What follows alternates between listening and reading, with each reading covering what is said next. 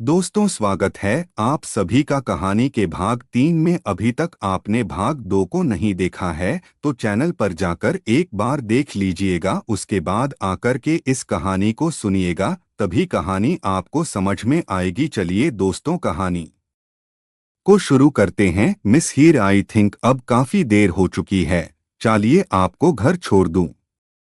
देव की बात पे हीर ने सर झुकाए झुकाए जवाब दिया, सर आपको मेरी वजह से परेशान होने की कोई जरूरत नहीं। मैं अभी चली जाऊंगी। नहीं मिस हीर, परेशानी की कोई बात नहीं, आप मेरी जिम्मेदारी हैं। देव की बात पे हीर ने अचानक सर उठा के देव को देखा। भाट! हीर चौंक के बोली तो देव सटपटा गया। वो मेरा मतलब था कि फिलहाल तुम ऑफिस में हो तो मेरी जिम्मेदारी हो, और मैं अपने किसी भी एम्प्लॉय को ऐसे छोड़ के नहीं जा सकता। और चलो, अब सब काम हो गया, बाकी कुछ काम कल कर लेना, टाइम काफी हो गया। देव ने हीर को याद दिलाते हुए कहा तो हीर ने वक्त देखा, जहां घड़ी ने रात के 9 बजाए थे। हीर को भी लगा शायद सब लोग अब तक चले गए, इसलिए उसने भी अपना सामान उठाया और देव की साथ चलने लगी।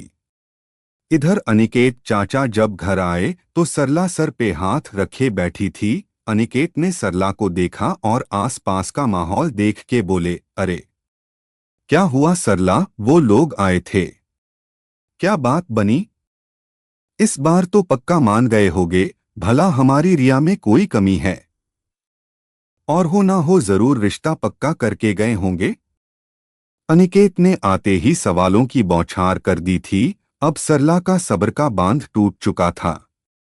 सरला गुस्से से बोली, रिया में तो कोई कमी नहीं, लेकिन उस मनहूस को जो लाके यहाँ डाला है वो हमारी रिया की खुशियां खा गई। क्या कह रही हो सरला? भगवान से डरो। अनिकेत एक सेकंड में समझ गया था बात क्या है। वो बच्ची यहाँ थी भी नहीं और नहीं पसंद आई रिया तो कोई बात नहीं, अगर वो लोग हीर को देखने की मांग कर रहे थे तो तुम हीर को दिखा देती।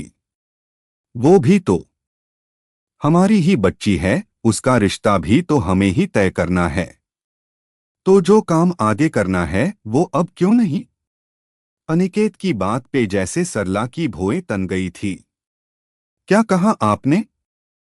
मैं अपनी रिया के आने वाले अमीर घर के रिश्तों को आपकी मनहूस भतीजी दे दूं? मैं धूप में कैसे कैसे रिश्ते करने वाली से बात कर कर के अच्छे घरों के रिश्ते लाती हूं, और आपकी मनहूस कलमुही को वहां ब्याह दूं? मत्था खराब नहीं मेरा, और रही बात उसका ब्याह करने की तो हमारे सर नहीं है। यहीं रह रह के कमवारी मर जाए। होश में आओ सरला, तुमने तो जलन और गुस्से में अपनी अक्ल बेच दी, तुम्हें उस मासूम का जरा भी ख्याल नहीं है। अनिकेत यह कह के गुस्से से अंदर चला गया था।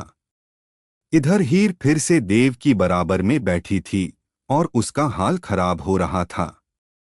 सर आप बेवजह परेशान हुए, मैं चली जाती, आखिर मेरा घर दूर ही कितना है। वैसे तुम्हें टीचर होना चाहिए था मिस हीर, क्योंकि तुम समझा अच्छी लेती हो, भले वो झूठ ही क्यों ना हो। देव के मजाक उड़ाते अंदाज से हीर शर्मा के रह गई थी। अच्छा ये छोड़ो, बताओ क्या खाओगी? देव ने गाड़ी चलाते हुए पूछा। देव की गहरी भूरी आंखें सामने की तरफ थी। भले उसका दिमाग ड्राइव करने पे था, लेकिन उसका दिल और ध्यान हीर की ही तरफ था। नहीं सर, मुझे फिलहाल भूख नहीं है, मैं घर जाके खा लूंगी अगर मन हुआ। आप प्लीज परेशान मत हो। हीर शर्मिंदा सी होके बोली तो देव ने गाड़ी रोक के उसकी तरफ देखा। हीर ने सामने देखा, वो कोई 5 स्टार होटल था। देव ने हीर की लरजाती पलकों को देखा और प्यार से बोला, चलो मान लिया तुम्हें भूख नहीं, लेकिन मेरा साथ देने के लिए तो चल ही सकती हो ना? देव ने इतने प्यार से पूछा था, हीर बिल्कुल भी मना नहीं कर पाई थी। हीर जानती थी देव वैसे भी मानने वाला कहाँ था। देव ने अपनी तरफ का दरवाजा खोला और हीर की तरफ का दरवाजा खोल के उसको नीचे उतारा। चलिए तो चलें। देव के कहने पर हीर जल्दी जल्दी आगे बढ़ गई। देव इतना हैंडसम था, हर लड़की उसको नजर घुमा घुमा के देखती थी। देव हीर के साथ ज्यादातर अकेला ही होता था, वरना उसके गार्ड हमेशा उसके साथ रहते थे। देव ने वीआईपी सीट देखी जो पहले से बुक थी। देव ने हीर को बैठाया और खुद उसके सामने आके बैठ गया। हीर को वैसे ही इतना अनकंफर्टेबल लग रहा था, ऊपर से देव की आंखें भी उसके ही ऊपर थी। तो बताइए क्या खाना पसंद करेंगी आप? देव के सवाल पे हीर ने फिर से नजर झुकाए ही जवाब दिया, सर जो आप कहेंगे मैं वहीं खा लूंगी। प्लीज आप यहाँ अपने लिए आए हैं, जल्दी से कुछ खा लीजिए, घर सब मेरा वेट कर रहे होंगे। देव ने खुद ही काफी कुछ ऑर्डर कर दिया था और अब जबरदस्ती हीर को ठूसा ठूसा के खिला भी रहा था। अरे मिस हीर, आपने ये तो ट्राई ही नहीं करा, बहुत फेमस है, यहाँ का बेस्ट चाइनीज है। हीर का पेट वैसे ही चिड़िया जैसा था बेचारी का, जो थोड़ी ही देर में भर जाता था। थोड़ी ही देर में देव ने हीर को जबरदस्ती कर के सब खिला दिया था। दोनों होटल से निकल के बाहर आ गए जब हीर का पैर फिसला और वो बुरी तरह गिरती अगर देव की मजबूत बाहें उसको थाम ना लेती। हीर देव की बाहों में छिपी कांप रही थी और देव के हाथ हीर की खुली कमर पे थे। आज हीर को छू के देव को एक अलग सा एहसास हुआ था, ऐसा एहसास जो किसी के साथ नहीं हुआ था।